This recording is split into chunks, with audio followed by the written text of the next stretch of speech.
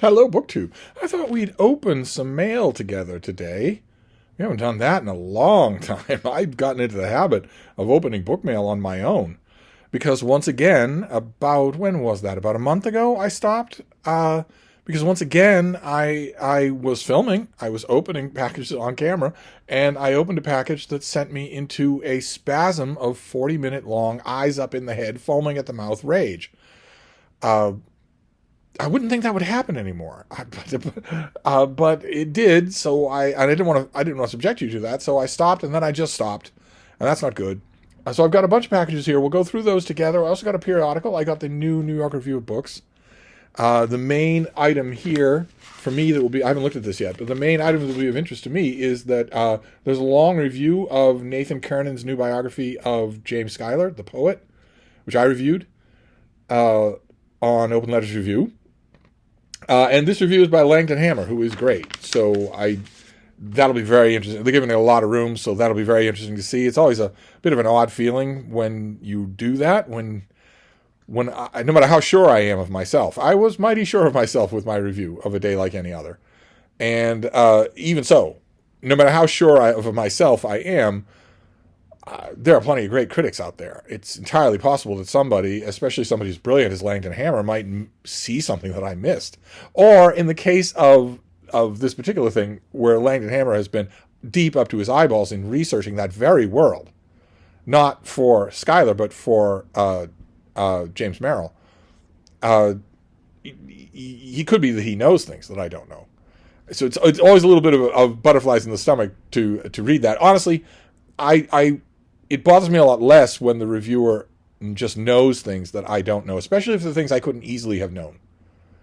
If an hour at the Rose Reading Room of the New York Public Library can't get me the thing that shows up in a critic's review that I didn't know for my own review, then I'm not so worried about that. That's specialized knowledge. It will probably make that other reviewer's review more valuable to some readers than mine would be. That doesn't bother me as much as critics like, for instance, the Fiction Chronicle columnist for the Wall Street Journal, who sometimes, not a matter of fact, simply sees deeper into the book than I did. That's always a little bit more unnerving. but either way, that's going to be a lot of fun to read. So now let's do the packages. And we will just keep in mind our handy mantra, food for thought. I just need to, if I could remember that, then we would have no problem with the mail. Food for thought. If I see something that's crazy, I will just say food for thought and move on. Okay. Here we have a finished copy of something we've already seen from the folks at Bloomsbury. So this comes out in November, I believe. Let's see. Yeah, this comes out in late November. This is by Sally Smith, and it is called A Case of Life and Limb. And this is the finished copy, obviously going for a holiday vibe there. This has a starred review from Library Journal and a starred review from Publishers Weekly. That is no small thing. Those things cannot be compelled. That is the reviewer doing that. It's not.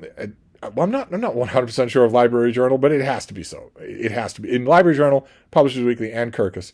The reviewer has the option to put forward a star for the review. They are not under any kind of quota. No editor is telling them to do that unless there's a bad editor somewhere. That's up to the reviewer. If the reviewer thinks this is an exceptional read and has made that case in their review, so in other words, you can't call a book average in your review and then give it a star review. If you can, but if your editor's not asleep at the wheel, they should call you up on it. But if you've made that case in your review and you decide, I would like this to be a starred review, that means a lot because it's not coerced.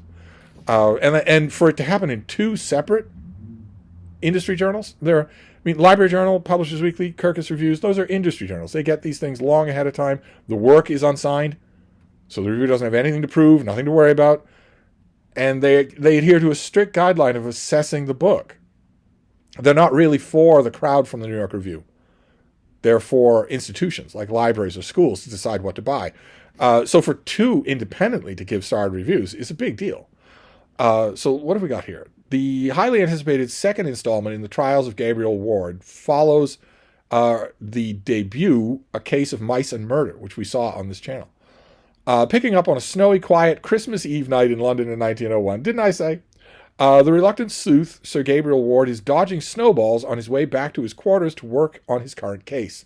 Unbeknownst to him, that a severed hand has just arrived in the mail to the bewildered temple treasurer, Sir William Waring. Okay, a little bit of a stumble there, grammatically speaking, but that's all right. It's unbeknownst to him, comma, a severed hand. It's not that. Thus starts, again, Gabriel Ward's begrudging involvement in yet another murder mystery case in the Inner Temple. Okay, a little bit of a stumble again. There's no comma after again. Thus starts again, Gabriel Ward's, and also Ward should be apostrophized. Okay, all right. Well, this might have been written in a hurry, or, God forbid, by AI. And as more severed body parts continue to arrive in the mail, each addressed to a different member of the temple with a pun, "Can I give you a hand?" it is undeniable that the temple is the target. Someone is holding a grudge that has already led to at least one death. Now it's up to Gabriel and Constable Wright of the City of London Police to find out who, before an old death leads to a new murder. And a case of mice and murder leaned rather heavily on the odd nature of the Inner Temple. And I liked it. I liked it. But I'm thinking that you probably wouldn't want to lean that hard on that for the follow-up book. Because anybody coming to this one is going to read that one first, and they'll get it. They'll get that point. So we'll see. Always up for, believe it or not, some of you cynics won't, I'm always up for a cozy murder mystery. And a cozy holiday murder mystery, so much better. I do have a hat, you know. Let's move on to this next one. See what we've got here. Isn't this fun? Just like old times. We're doing the mail together. Isn't this nice? What have we got here? Oh, okay. Okay, I can't remember if this actually went where it belongs. Obviously, we know where it belongs. This is for early November. This is for Tuesday. This is by Robert Forsyth, and it is called Defenders of the Reich, the Luftwaffe's War Against America's Bombers. And obviously this goes to David Murphy. those of you, there are people coming to BookTube, finding BookTube all the time, every day, who are brand new to BookTube, don't know any of what the gamers, the streamers, refer to as our lore. And a lot of these newcomers, they're very game about it. They're very friendly about it. They know that they don't know how far back all of our channels go. They know that they don't know how much we josh with each other or who hasn't made a video in forever. So we drop references in our videos all the time to all sorts of things that these newcomers don't get. So when I say we all know who this book should go to, a lot of those newcomers are not going to know. Of course, I'm referring to my fellow booktuber, David Murphy. I'm hoping to have visit here someday. His small intestine is cringing at the very idea. Who makes about a video a year. He did a long video recently of him organizing and talking about the classics in his gorgeous apartment with his neat bookshelves, and it racked up like 15,000 views. He hasn't made a video since, but he's our big World War II guy. So obviously this should go to him. But why is this ringing a bell? I could swear I talked about this with him. Well, anyway, this is going to be a $40 hardcover on Tuesday. Let's see here. The Defense of the Reich was a do-or-die campaign that saw the very best fighter pilots in the Luftwaffe attempt to defend German skies from increasing fighter formations of RAF and USAF medium and heavy bombers. Flying both piston engine and eventually the first jet engine fighters to see operational service, they employed a wide range of weapons and tactics in an effort to blunt the Allied air offensive across Nazi Germany and occupied Europe.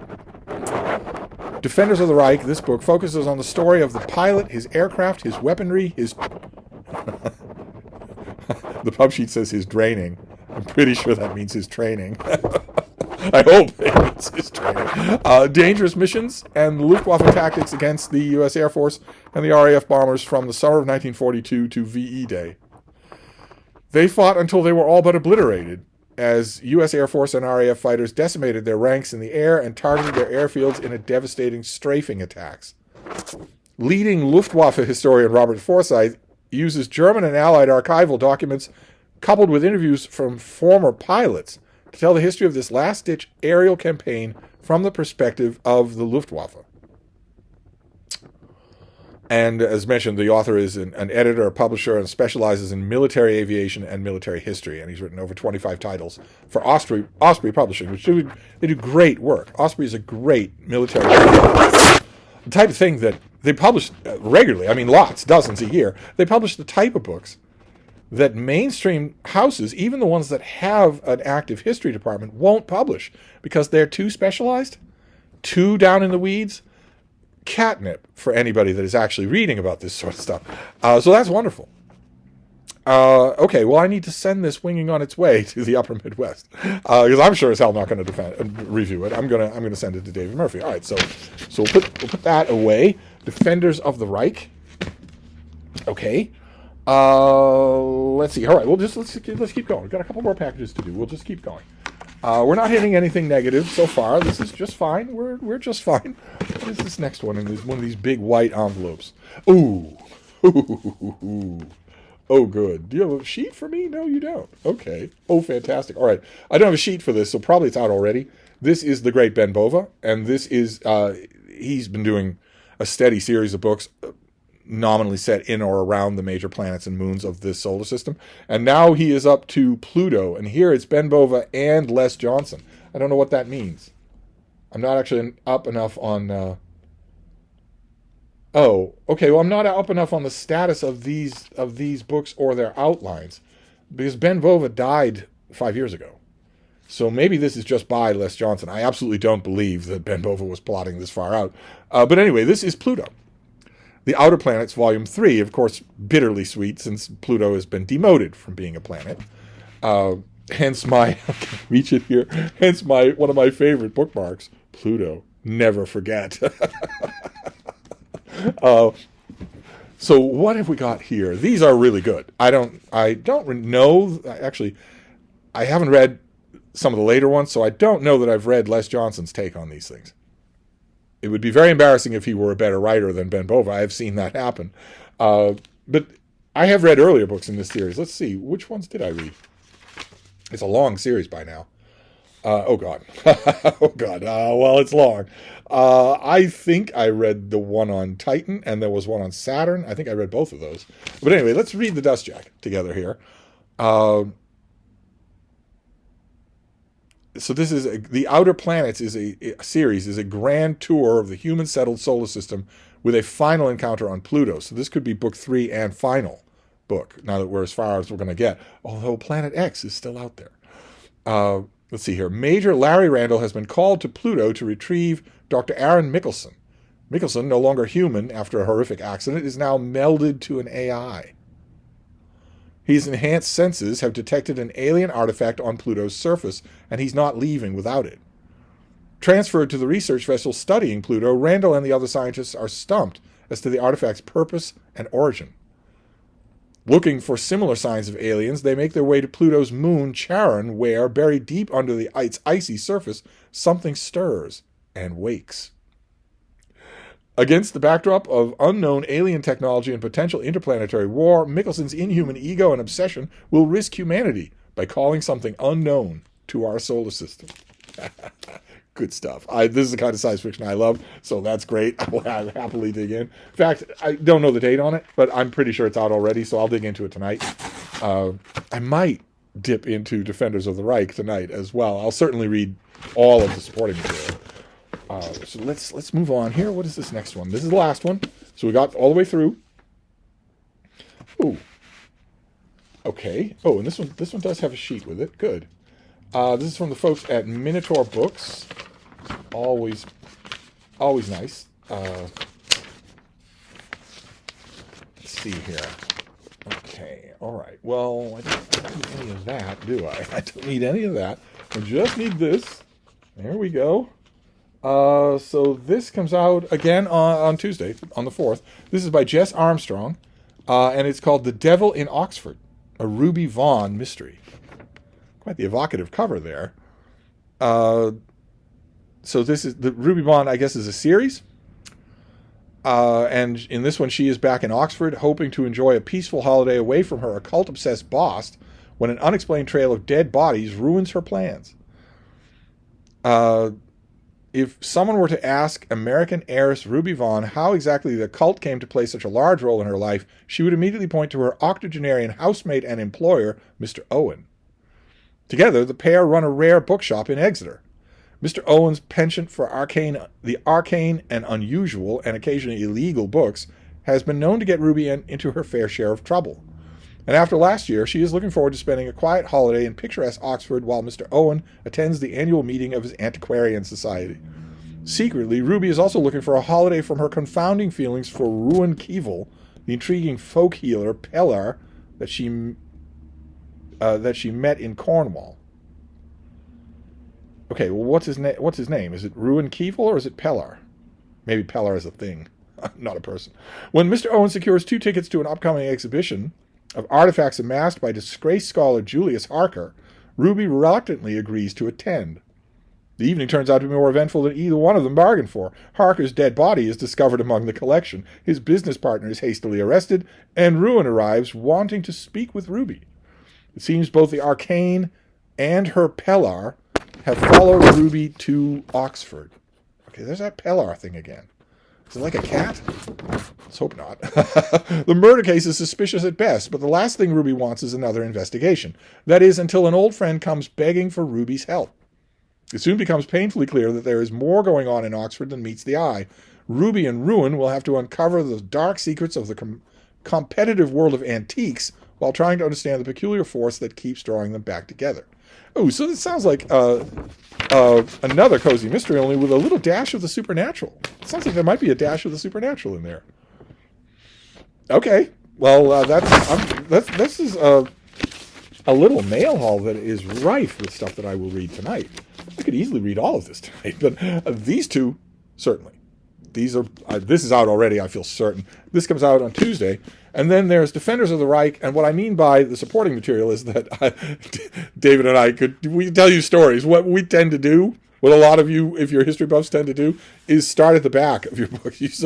I've been taking that joke from friends when we browse in new bookstores forever. We'll be browsing the tables, and I will pick up a work of history and open it at the back instead of the front, because I want to see what the author has done, what the author is working from. And that will be of special interest here, since this is trying to tell the Luftwaffe story from the German point of view. So I'm going to want to know how extensive that is.